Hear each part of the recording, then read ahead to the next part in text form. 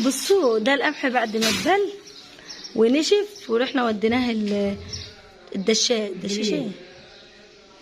بليلة يعني سلقناها في الغايات. تصورت طبعا الغاية. صباح الخير يا عم.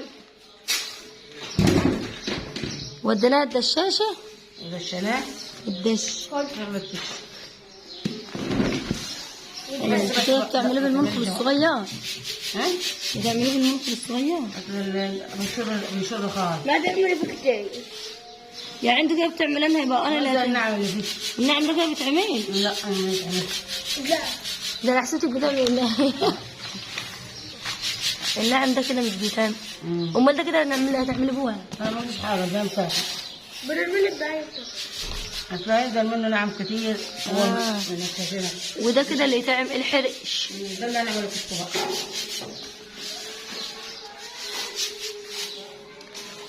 يا نهار ابيض. لما هنحمله ده بياخد كتير ميه كتير. انا حسيت بنسخن له ميه. لا عشان يضطر. انت كده عملتهم هنا اهو. بقول لك لخبطتي. تعالي. انتوا كده خلصتوه وعملتوه في الميه. فين الشجره اللي كانت هنا كده؟ الشجره كانت ساعات ما بقول لي يوسف حطهم للحمراء. ده كده اللي طلع منه.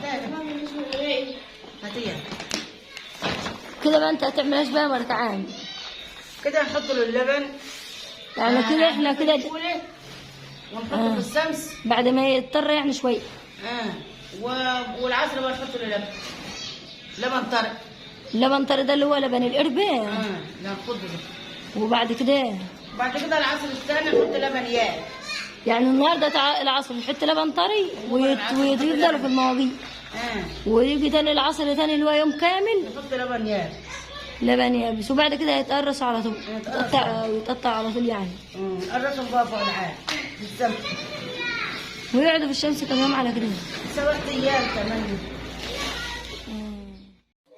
اما هنا فده كان تاني يوم عملنا فيه حطينا اللبن اللي هو الطري اللي هو لبن القربة يعني، او اللبن اللي بيطلع من السمنة يعني عامة. وبعد ما قعد يوم كامل من العصر للعصر ده كان تاني يوم ليه. وده لبن الزير بقى اللي هو التقيل ده اللي هو عامل زي الجبنة الحامض شوية، بس بيتحط في حاجة اسمها زراوية زي الزير صغير كده. مسكناه الأول بنفرول أول حاجة خالص علشان لما نحط عليه اللبن التقيل يمسك في بعضه ويبقى يبقى متجانس كده مع بعضه، ما يبقاش مفرول، ماسك حتة واحدة. وبعد كده ام جوزي هنا بتحط الكمون. الكشك بيحب الكمون الصحيح جدا، تحط له بقى الكمون كتير كتير وتتوصى بيه. وبعد كده بتروح منزل عليه الملح عشان تحيقه. معرفة انا كنت مستغربة عمالة اقول لها كفاية ملح كفاية ملح، قالت لي ده يا دوبك انه كده يبقى مظبوط. واول ما خلصناه نوريك الشكل.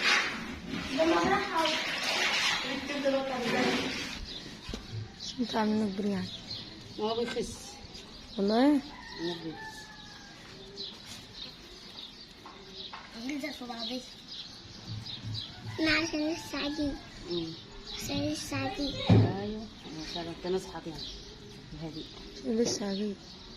لو هو اتعمل ما لسه عادي كان في بعضي.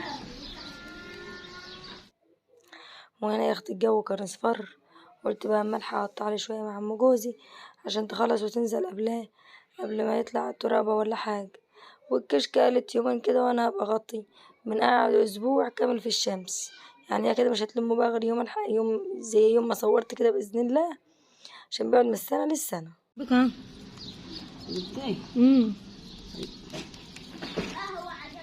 ده الكشك كده بعد 5 ايام، يعني لسه قدامه يومين تاني وعبال ما ينشف. لو فاكرين فاكرين من شويه واحنا بنقطع ما كانش فيه فراغات خالص طبعا. لا لان هو بيكش يعني شايفين الكشكايه بسم الله ما شاء الله على مليانه لبن وطعمه حلو قوي.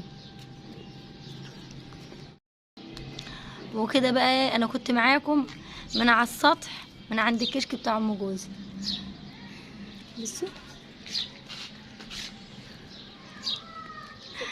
لو وصلتوا بقى لحد هنا اتمنى لو تشتركوا في قناتي.